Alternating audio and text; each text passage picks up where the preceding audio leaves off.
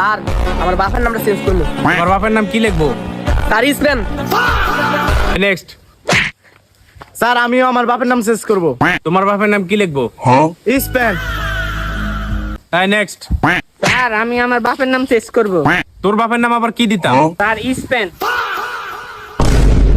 কিরে তোর তো চিনা চিনা লাগে সাই। কিরে তুই কয়বার বাপ পাল্টাস?